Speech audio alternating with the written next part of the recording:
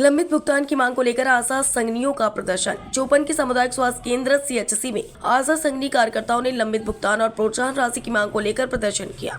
All आशा एवं आशा संघनी कार्यकर्ती सेवा समिति के बैनर तले इन कार्यकर्ताओं ने अपनी मांगों को दोहराया। कार्यकर्ताओं की प्रमुख मांगों में वित्तीय वर्ष 2024-25 के बकाया मानदेय का भुगतान, अन्य लंबित भुगतानों को जारी करना और ऑनलाइन भुगतान में पारदर्शिता शामिल है। इसके अतिरिक्त उन्होंने दस्तक संचारी रोग अभियान के लिए 2000 रुपए की प्रोत्साहन राशि की भी मांग की। आशा संघनी कार्यकर्ताओं ने बताया कि अप्रैल 2024 से मार्च 2025 तक का उनका बकाया मानदेय भुगतान अभी तक पूरी तरह से जारी नहीं किया गया है। विशेष रूप से जुलाई, अगस्त और सितंबर 2025 महीनों का मानदेय लंबित है, जिससे कार्यकर्ताओं में नाराजगी है। इसके अलावा ABHA card, Ayushman Bharat card बनाने और C&बैक फॉर्म भरने जैसे महत्वपूर्ण अतिरिक्त कार्यों का भुगतान भी लंबे समय से लंबित है। कार्यकर्ताओं ने यह भी बताया कि प्रत्येक जिले पर उपलब्ध होने वाले 78 मदों के वाउचर भी आशा कार्यकर्ताओं को अभी तक नहीं दिए गए हैं। उन्हें दिए गए मोबाइल फोन भी ठीक से काम नहीं कर रहे हैं। कार्यकर्ताओं ने चेतावनी दी है कि यदि उनकी मांगे पूरी नहीं की गई तो वे अपना कार्य बहिष्कार जारी रखेंगी।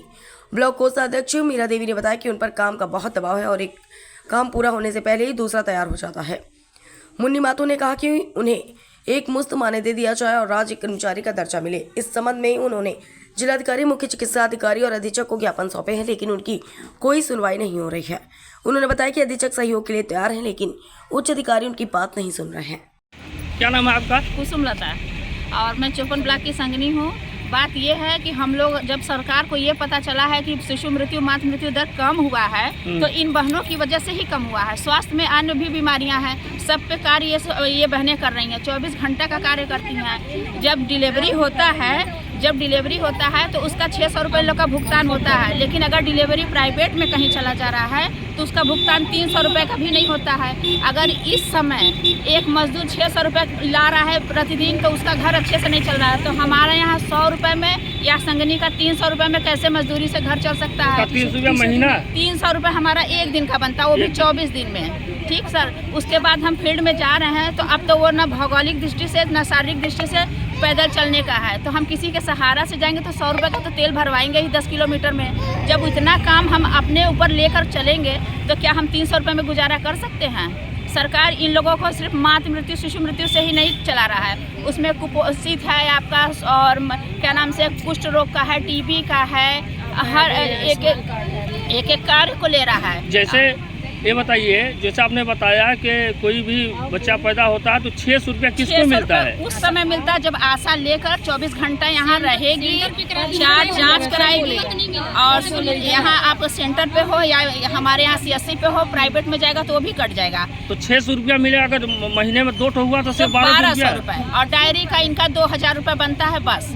अगर कहीं कोई कमी आई तो उसमें भी कट जाता है, तो उतने पैसे में किसका गुजारा होगा? टोटल लेकर 3000, 6000, बहुत अच्छा काम की तो 7000, तो इसमें किसका घर चलेगा, किसके बच्चे पढ़ेंगे, और क्या ये अपने घर में व्यवस्था दे सकेंगे? 9 महीने बाद 600 रुपये मिलता है। अगर प्राइवेट में डिलीवरी गई तो आपका जांच चार करवाती है समय से, जब बच्चा पूरा हो जाएगा अगर जांच का पैसा 300 रुपये कट जाएगा, या केंद्र पे होता है तभी मिलता है। अब इन सब समस्याओं को सरकार को समझना चाहिए कि जब हमारे यहाँ हर स्वास्थ्य में इतनी अच्छा काम ये आशा की है, हम सपोर्टिंग सुपरविजन से इनको आगे बढ़ाने का मदद करते हैं, तो कम से कम सरकार इतना तो सोचे कि इनका घर कैसे चलता है, पढ़ाई लिखाई बच्चों का कैसे करता है, कम से कम उसके लिए तो सहारा बनकर सरकार खड़ी हो। या क्या नाम से कि हम लोगों को रेगुलर कर नहीं रही है, कुछ हम लोगों के लिए सबका EPF DPF क्या क्या करता है, हम लोगों के लिए कुछ भी करता नहीं है। हम अगर बुढ़ापे में जाएंगे तो घर पे बच्चे हमारे खाना हमको देंगे, कम से कम इतना तो सरकार को सोचना चाहिए। तो आज तो हम अपने पैर से चल के ड्यूटी कर रहे हैं, 60 साल के हो जाएंगे, घर पे बैठा देंगे तो हम बीमारी के लिए भी मर जाएंगे।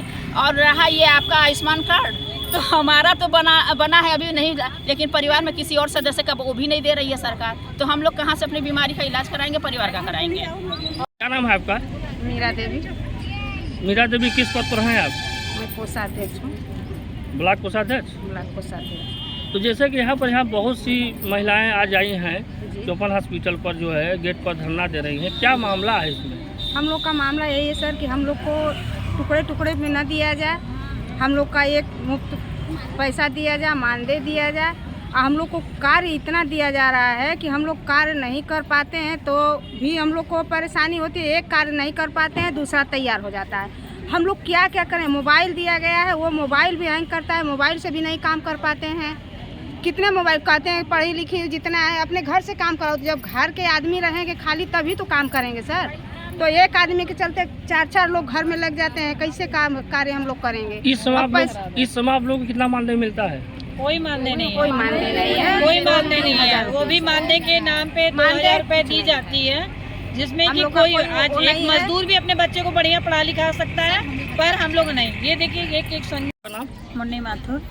आज इतने लोगों के साथ आप जो है ये हॉस्पिटल गेट पर जो है धरना देने के लिए लोग बोल रहे हैं, क्या मामला है इसमें? हम लोगों की मानदेय की मामला है, जो हम लोग चाहते हैं कि हम लोग को मानदेय कर दिया जाए और हम लोगों को राजकीय कर्मचारी की दर्जा दे दिया जाए। तो इस मामले को लेकर आप लोगों ने डीएम साहब को ज्ञापन दिया है? हाँ, डीएम साहब को भी दिया है, सीएमओ सर को भी दिया है, अधीक्षक को भी दिया। अब तक हम लोगों की कोई सुनवाई नहीं हुई। तो जैसे कि अगर सुनवाई नहीं होती है तो आप लोगों ने इसमें और कोई चेतावनी दिया है कि हम लोग क्या करेंगे? हाँ, धरने के लिए हम लोगों ने चेतावनी दे रखा है पहले से ही। तो कितने दिन का समय दिए हैं लोगों को? इन लोगों को समय हम लोग अभी तो 1 दिवसीय का वो किए हैं, आगे भी हम लोग वो करेंगे और आगे भी ज्ञापन सौंपेंगे। अगर आप लोग की मांग नहीं होती तो आगे नहीं ज्ञापन पूरी होगी दो। तो आगे भी हम लोग लड़ाई करेंगे, आगे भी जाएंगे। अधीक्षक साहब क्या बोले? अधीक्षक सर तो हमारे तैयार हैं, जब ऊपर से कोई अधिकारी सुनेगा तभी तो कुछ होगा। सीएमओ साहब का कोई आदेश नहीं है? कोई आदेश नहीं है। नाम है आपका? पूजा सिंह संगिनी चौपन। अच्छा, ये बताइए यहाँ पर आज यहाँ बीएलओ लोग क्या मामला है कि जो 54 CSC पर यहाँ पर लोग जुटी हैं? हम लोग सर इसलिए जुटे हैं कि हम लोग का एक फिक्स मानदेय किया जाए और हर तरह की सुविधाएं दिया जाए, जो कि हम लोग विज्ञापन में दे चुके हैं। कम से कम संगिनी को 30,000 मानदेय और आशा को 20,000 दिया जाए, और आगे भी जितनी भी सुविधाएं होती हैं सबको दिया जाता है। राज्य कर्मचारी का दर्जा दिया जाए, क्योंकि इतने कम वेतन तो हम लोग की है नहीं, टुकड़े टुकड़े पैसा मिलता है। तो ऐसे पैसे से हम लोग का क्या होना है? आलू प्याज के दाम में हम लोग का क्या होगा बताइए? तो कोई 50 रुपये है, कोई सेवा 25 रुपया है, वो भी ऐसा काम नहीं करना है तो वो भी कट जाता है। तो बताइए कि हम लोग के बच्चे नहीं हैं क्या? हम लोग का परिवार नहीं है? हम लोग कैसे जिएंगे खाएंगे आप बताइए? और काम दिन पे दिन काम बढ़ता जा रहा है, 24 घंटा हम लोग से काम लिया जाता है, तो कैसे काम चलेगा? इससे पहले आप लोगों ने किसको ज्ञापन दिया है?